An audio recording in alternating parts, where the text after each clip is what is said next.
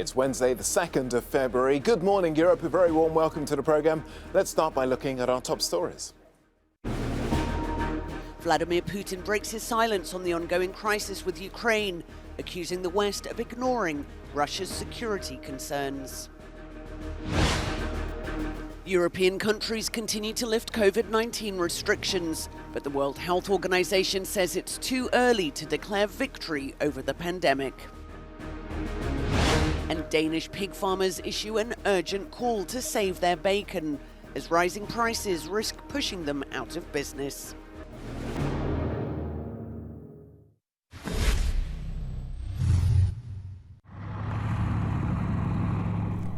As tensions increase over whether Russia's build-up of troops on Ukraine's border will turn into an invasion force, there still seems a willingness to talk. But it's not clear if there's any common ground. All concerned seem to have red lines. UK Prime Minister Boris Johnson is the latest European leader to board the diplomatic shuttle.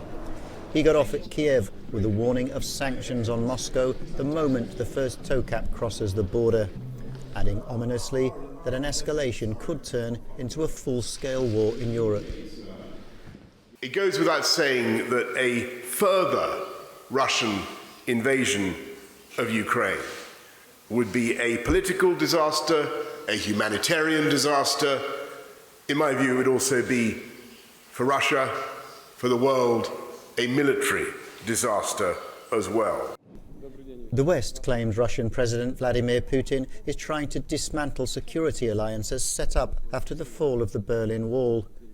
Russia certainly has demands, and they include no NATO membership for former Soviet Republic Ukraine.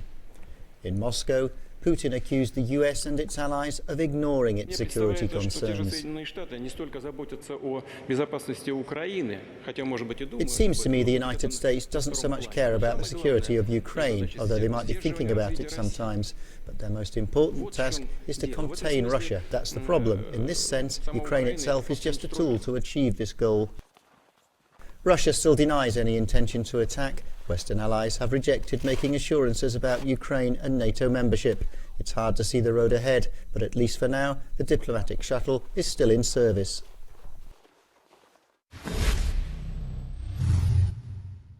Russia is still analyzing the US and NATO responses to its security guarantee demands, but Vladimir Putin said that it was clear that fundamental Russian concerns were ignored. Meanwhile, the Russian Foreign Minister Sergei Lavrov has sent a written message to the US, Canada and some European states.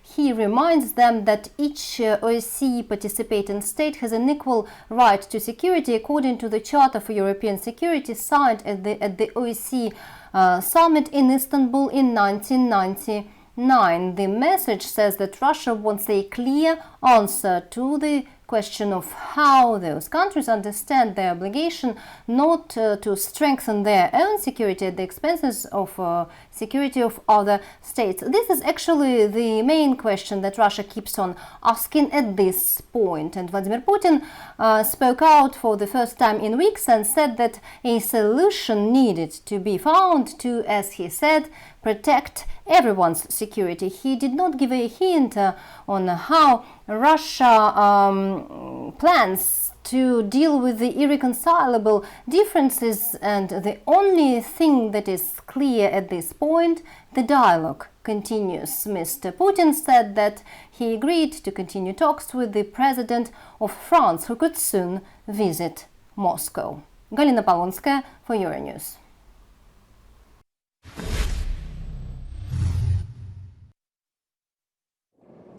An unexpected chance for dialogue, or a thorn in the West's side in its tense standoff with Russia over the crisis in Ukraine. In a controversial visit to Moscow, the Hungarian Prime Minister, nationalist Viktor Orban, has shown up offering an olive branch. He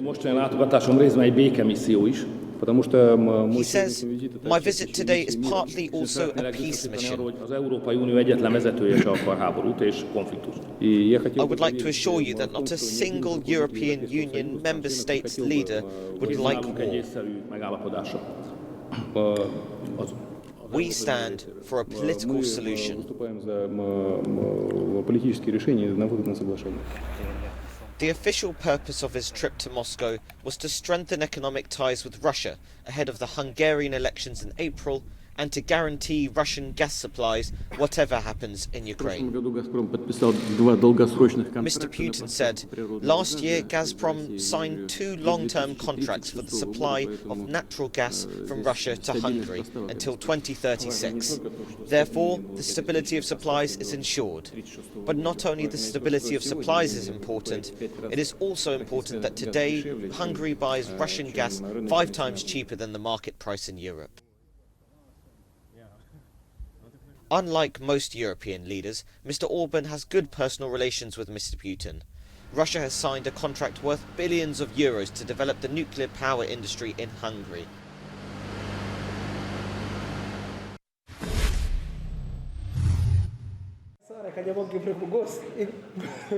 The president of the West African state of Guinea-Bissau says an attempted military coup has failed.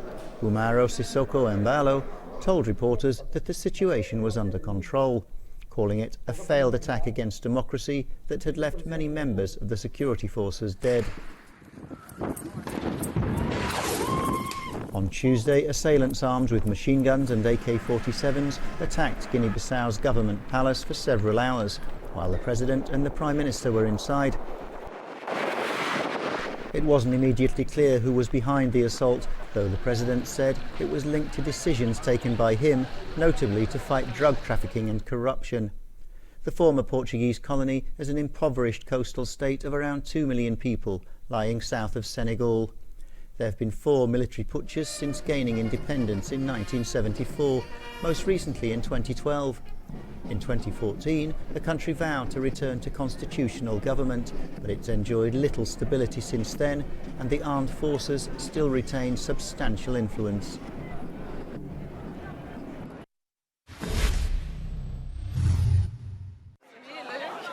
More and more countries in Europe are lifting COVID restrictions as their vaccination programs expand. While the Omicron variant remains highly transmissible, the subsequent illness is less severe, but the World Health Organization is urging countries to be cautious. We're calling on all countries to protect their people using every tool in the toolkit, not vaccines alone. It's premature for any country either to surrender or to declare victory. This virus is dangerous, and it continues to evolve before our very eyes.